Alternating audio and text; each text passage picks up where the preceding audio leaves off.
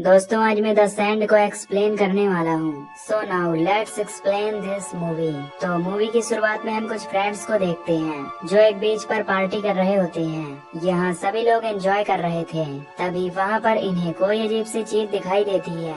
ये देखकर वो उसे बुरी तरह से तोड़ देते हैं और फिर सभी लोग वहीं पर पार्टी करके सो जाते हैं। अब अगले दिन सुबह हम केली को देखते हैं जिसे कुछ अजीब सा लग रहा होता है। वहीं कार के अंदर सोए हुए बाकी लोग भी उठ जाते हैं। तभी हम चैंडा को देखते हैं जो जोना को किस करने लगती है, पर वो उसे मना करता है। फिर ये मार्सा को जगाने की कोशिश करते हैं जो कि बिना कपड़ों के होती है। तभी मार्सा को अचानक उल्टी होने लगती है, जिसे देखकर सभी को लग रहा था कि शायद कल रात उसने ज्यादा ड्रिंक कर लिया था।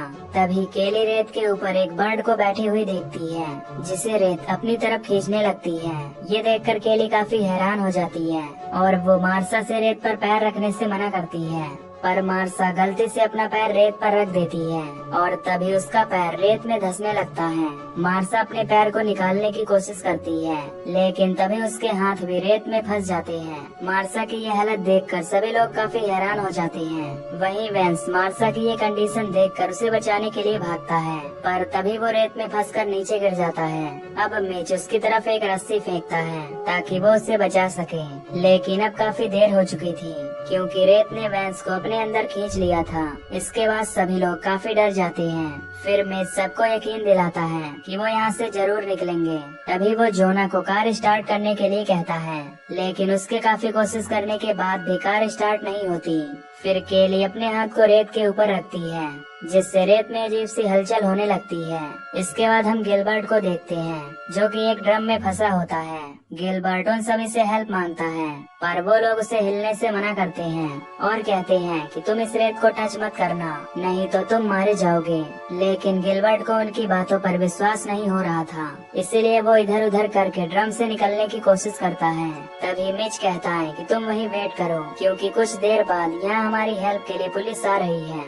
दरअसल मिच उससे यह सब झूठ बोलता है ताकि वो ड्रम से बाहर आकर अपनी जान न गंवाए। इसके बाद केली उन सभी से कहती है कि कल रात हम लोगों ने यहाँ पार्टी किया था, लेकिन कल हमारे शरीर पर इस रेत का कोई असर नहीं हुआ था और इनके साथ बाकी लोगों ने भी पार्टी की थी। पर तभी इन्हें पता चलता है कि इनके साथ के बाकी लोग इस रेत में मारे जा चुके हैं और ये लोग इसीलिए बच गए क्योंकि ये लोग रेत के संपर्क में नहीं थे। अब इन लोगों की नजर उसी अजीब सी चीज पर पड़ती है जिसे पिछली रात इन्होंने तोड़ दिया था। दरअसल वो एक अंडा था जिससे इन्हें पता चलता है कि उस अंडे से जरूर कोई न कोई मॉन्स्टर बाहर निकला होगा, जिसकी वजह से ये सब हो रहा है। अब केली उस रेत पर कोई चीज फेंकती है जिससे उसे पता चल जाता है कि वो मॉन्स्टर काफी ज्यादा बड़ा है। ये देखकर जोना वहाँ जाने के लिए बोलता है, पर चैंडा उसे मना कर देती है। इसके बाद जोना स्केट बोर्ड की मदद से आगे जाने की कोशिश करता है, लेकिन जब वो टेबल तक पहुँचता है तो तभी उसका स्केट बोर्ड फिसलने लगता है। तभी रेत से कुछ खतरनाक मॉन्स्टर निकलने लगते हैं जो जोना के पेट पर अटैक कर देते हैं। जोना किसी तरह टेबल पर चढ़ जाता है, लेकिन अब उसका पेट बुरी तरह से घायल हो चुका था। ये देखकर सभी लोग काफी डर जाते हैं। अब जोना वहाँ रखे बैग में सामान चेक करने लगता है जहाँ उसे एक केला मिलता है, लेकिन जब वो उस केले को खाता है तो उसे उल्टी होने लगती है क्योंकि उसका पेट घायल होने के साथ साथ सड़ने भी लगा था। तभी केली उसका हौसला बढ़ाती है और वहाँ बैग में पड़े सामान को सबको देने के लिए कहती है। जोना उन सभी को एक एक करके ड्रिंक्स देता है। अब धीरे धीरे उसका पेट और भी ज्यादा सड़ने लगा था। फिर जब वो मिच के पास ड्रिंक फेंकता है तो खिंचाव की वजह से उसके पेट से ब्लीडिंग होने लगता है और जोना वहीं टेबल पर लेट जाता है। वहीं केली जोना की ये हालत देखकर रोने लगती है। तभी उन सभी को अपने फोन की याद आती है जो कि उनके कार की डिग्गी में पड़ा हुआ था। अब वो किसी तरह डिग्गी को खोलने की कोशिश करते हैं, पर वो इसमें नाकामयाब रहती है। फिर वो चाबी लेकर चैंडा की मदद से उसे खोलने की कोशिश करती है, पर डिग्गी उसकी बॉडी में फंसने की वजह से पूरी तरह से नहीं खुल पाती। इसके बाद चैंडा उसे एक ब्लैंकेट देती है और उसकी मदद से उसे खोलने के लिए कहती है, पर इस बार भी वो डिग्गी नहीं खोल पाती।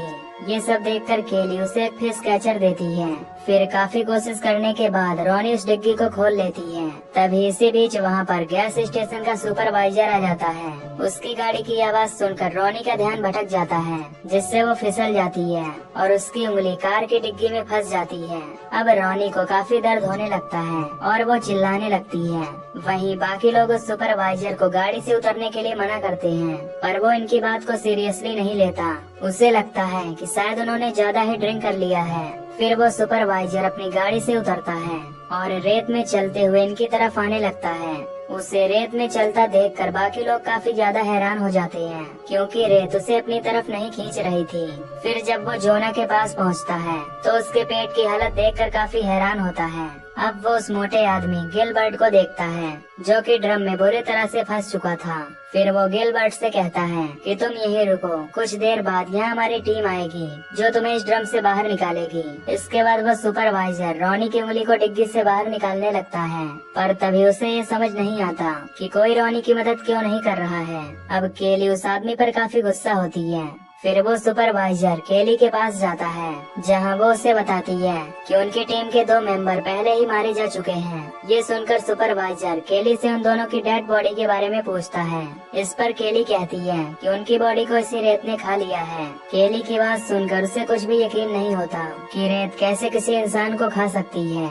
इसके बाद वो सुपरवाइजर केली को नीचे बुलाता है, पर वो नीचे रेत पर आने से मना कर देती है। इस पर वो अपनी गन बाहर निकालने लगता है।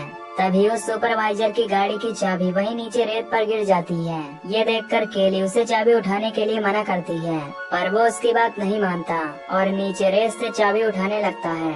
तभी उसका हाथ रेत में फंस जाता है, जिसे देखकर वो काफी हैरान होता है। ये देखकर केली उसे एक पेपर स्प्रे देती है और उसे वही रेत पर स्प्रे करने के लिए कहती है।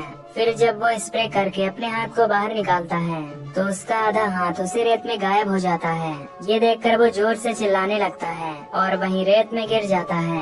तभी वो रेत धीरे धीरे उस सुपरवाइजर को अपने अंदर समा लेती है। अब मिच कहता है कि उसे यहाँ से निकलने के लिए कपड़ा चाहिए, क्योंकि उसने देखा था कि जब उस सुपरवाइजर ने अपने जूते पहने थे तो वो उस रेत के अंदर नहीं समाया, यानी कि वो रेत इंसान के बॉडी और ब्लड के संपर्क में उसे अपनी तरफ खींचती है। वहीं जब मिच उस कपड़े को लेने की कोशिश कर रहा होता है, तभी वो रेलिंग नीचे गिर जाती है, जिससे मिच भी नीचे रेत पर गिर जाता है। फिर वो रेत धीरे धीरे उसे भी अपने अंदर खींच लेती है। ये देखकर सभी काफी डर जाते हैं। अब केली किसी तरह हिम्मत करके चैंडा को रेलिंग उठाने के लिए कहती है। फिर चैंडा उसे एक रेलिंग देती है, जिसकी मदद से वो चैंडा के पास पहुंच जाती है। चैंडा के पास पहुंचते ही केली उसे एक थप्पड़ लगाती है, क्योंकि पिछली रात उसी ने उसे इस पार्टी में आने के लिए फोर्स किया था। अब वो रॉनी की उंगली को डिग्गी से बाहर निकालने की कोशिश करती है और चैंडा की मदद से वो उसमें कामयाब हो जाती है। तभी रॉनी को काफी जोर से दर्द होने लगता है। ये देखकर वो उसके हाथ को एक कपड़े से बांध देती है ताकि उसकी ब्लीडिंग कम हो सके। उधर ड्रम में फंसे गिलबर्ट की हालत काफी खराब हो चुकी थी, जिसके कारण उससे ब्लीडिंग भी हो रही थी। अब उसका ब्लड नीचे रेत पर गिरने लगता है, जिससे उस रेत के टेंटिकल उसकी तरफ अट्रैक्ट होने लगते हैं। इधर केली रेलिंग के जरिए जोना तक पहुंच जाती है। अब केली रॉनी को वहां से निकालने के लिए कहती है। फिर रॉनी जोना तक जाने लगती है, लेकिन कुछ दूर चलने के बाद उसके हाथ से ब्लीडिंग होने लगती है, जिससे वो घबरा जाती है और उसका रेलिंग से बैलेंस बिगड़ जाता है और वो वहीं रेत पर नीचे गिर जाती है, जिससे वो भी बुरी तरह मारी जाती है। तभी हम देखते हैं कि गिलबर्ट के ड्रम में बहुत सारे टेंटिकल जाने लगते हैं। इधर चैंडा अपने पैर में कपड़ा और बैग बांधकर सुपरवाइजर की गाड़ी तक पहुंच जाती है और काफी खुश भी होती है। उधर गिलबर्ट के ड्रम में वो टेंटिकल पूरी तरह चले जाते हैं और वो तड़पने लगता है। तभी उस ड्रम के अंदर से कुछ बड़े बड़े टेंटिकल ऊपर आते हैं और उसे वहीं मार देते हैं। तभी वो मॉन्स्टर गाड़ी पर भी हमला करता है, जिससे चैंडा स्लीप होकर गाड़ी के ऊपर ही गिरकर बेहोश हो जाती है। ये सब देखकर केली काफी हैरान होती है। फिर जब रात में केली की आंखें खुलती हैं, तो वो चैंडा को किसी तरह गाड़ी के अंदर बैठा देती है, लेकिन तभी वो मॉन्स्टर गाड़ी के ऊपर अटैक करता है। पर किसी तरह केली डोर बंद करके गाड़ी के रूफ पर चढ़ जाती है।